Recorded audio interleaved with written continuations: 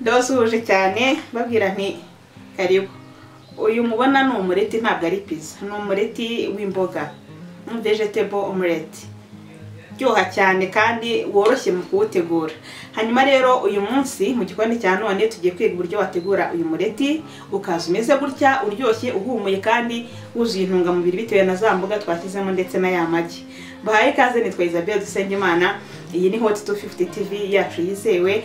Ndabaye ikaze urebe ukuntu uyu mureti utegurwa kuva utangiye kugera urangiye handi uburya ukirya iminwa.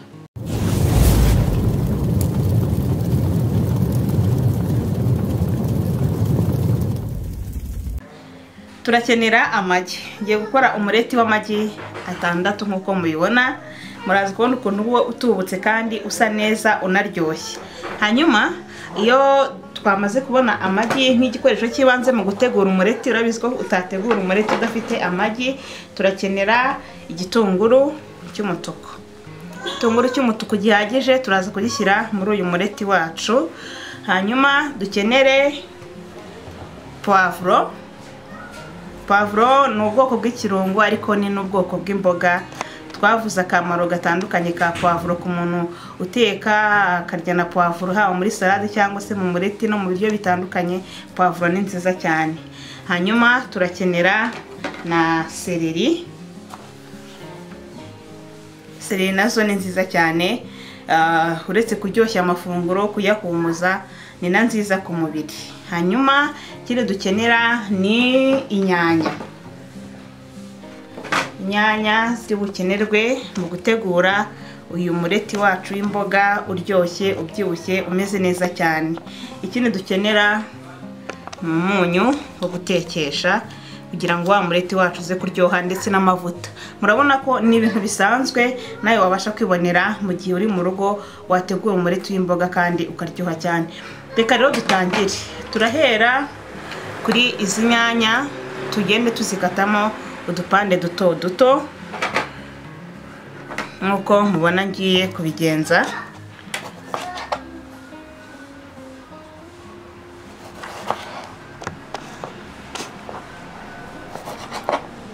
Ushobora kuzikata nkuko nagiye mbikora zihagaze, cyangwa se ugakata ibizeru.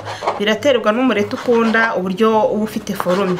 Hari ukunda wa mureti urimo inyanya zifite ibizeru, niko wabigenza, cyangwa se ukazikata gutya mu buryo inyanya ziza zihagaze.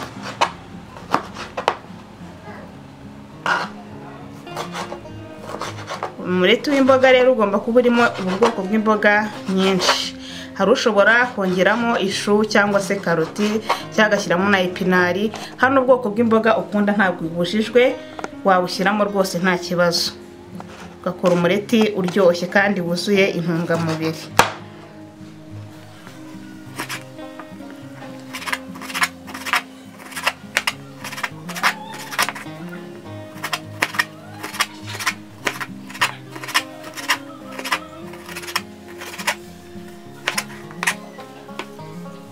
Yego, tumaze rero gukata izi nyanya, turafata agasorori turi buvangiremo wa mureti, tubanzemo za nyanya tumaze gukata. Tumaze rero gushyiramo inyanya, turakata n'igitunguru. Igitunguru nacyo turagikata nka kuri wabonye twakase inyanya.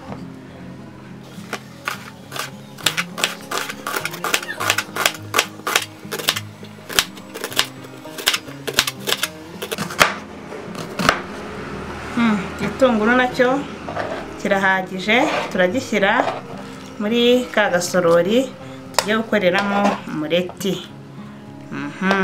Amabara amaze kuba abiri ya za mboga zacu. Turakurikizaho celery,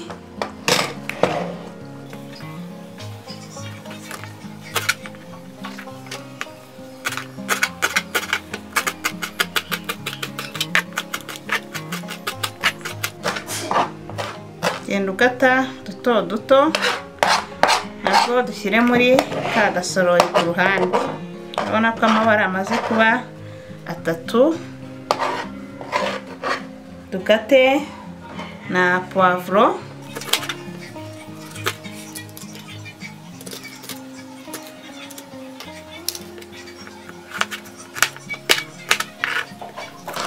Puwavuro nazo turazikata nk'uko twakase za nyanya ndetse n'igitunguru, iyo ziza nazo zihagaze.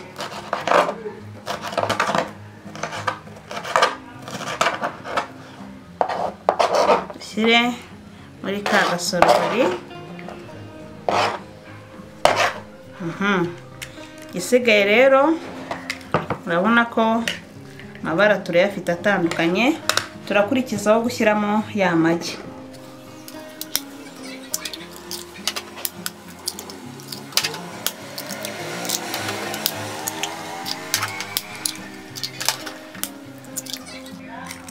Amagi tumaze kuyashyiramo, turongeramo umunyu wo gutekesha uringaniye. Hanyuma rero tuvange. Urabona ko amagi dukoresheje ntago ari menshi, kandi turaza kubona ko umureti wacu uza kuba ari munini umeze neza cyane. Komeza uvange ku buryo ya magi yivanga na za mboga zose. Voilà.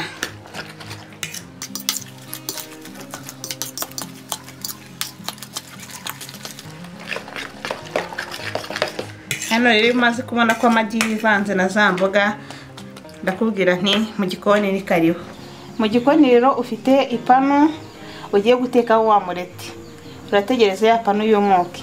Nimara kumuka, shyiramo amavuta yo guteka.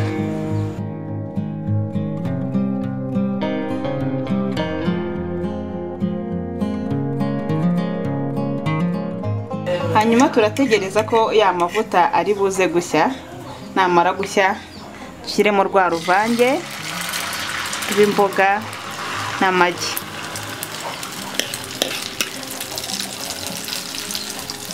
Ahangaha rero bimaze gushyiramo, ugerageza uburyo bigera byose ku ndiba.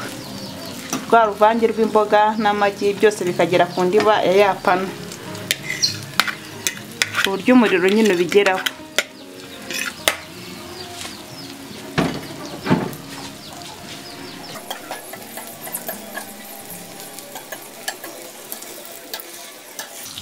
Genda wegeranya ya magi kugira ngo hose ashye. Wirinda ko hari aho umuriro ugera cyane ahandi ntuhagere. Nibyo turi kugenda dukora. Ubonye atangiye gufata, ukoresha ifoke ugarura gutya kugira ngo n'ahandi ahagere. N'ibanga ryo guteka umureti kugira ngo uze hose uhiye. Umureti uhumura neza bitewe n'izi mboga tuba twashyizemo, kandi no ku maso ubona ko ari umureti usa neza cyane.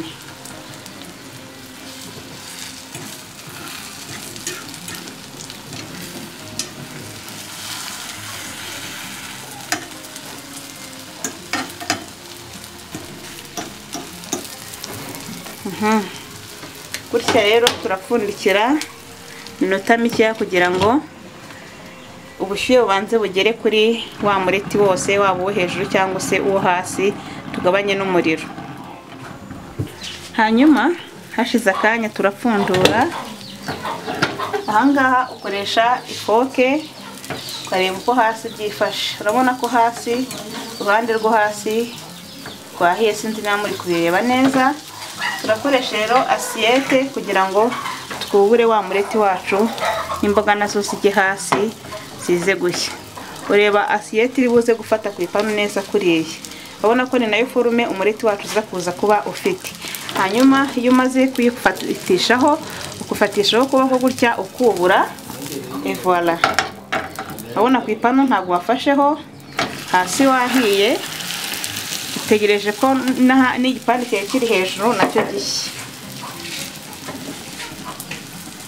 Hanyuma ugenda ugirisha gutya ikanya kugira ngo za mboga twashyize hasi zishye. Twongera tugapfundikira.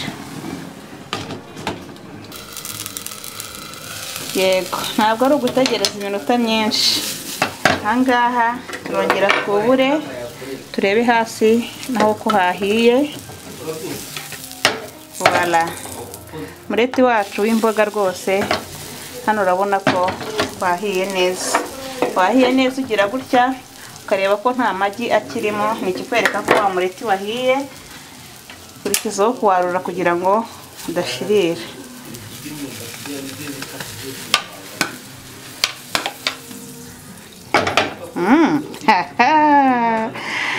Nguyu umureti w'imboga, umureti uryoshye, umureti usa neza cyane, ariko muri kuwubona ukuntu umeze. Karibu rero ku meza. Karibu ku meza, murabona ko umureti wahiye. Iyo tugiye kurikizaho ukumva uko umeze. Gira gutya ukata neza rwose. Umuntu tutatangiranye ushobora kuvuga ati iyi ni pizza tu, kandi ari wa mureti twitekeye muri bwa buryo namwe mwabonye. Uko nguko umureti wacu ubusa, urabona ko usa neza kandi urahiye. Hanyuma bon appétit, turyoherwe.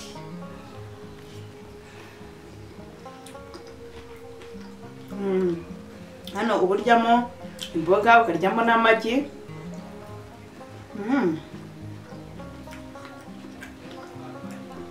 Ukumva biraryoshye cyane.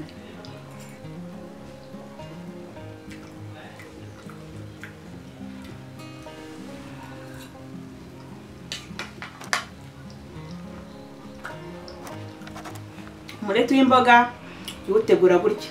Ku bantu bose mukunda imboga, ku bantu mukunda amagi, iri ni ifunguro ryiza cyane bategura kandi ukaryoherwa, haba mu gitondo haba ku manywa, biraterwa n'icyo ukunda. Reka rero mbashimire mwese twabanye, mwari by'iyi video kuva itangiye kugeza irangiye.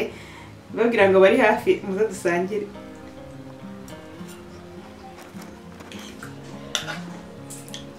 Mwibuke gukora kuri subscribe. Subscribe ni ingenzi cyane ku muntu utarayikora. Bye bye.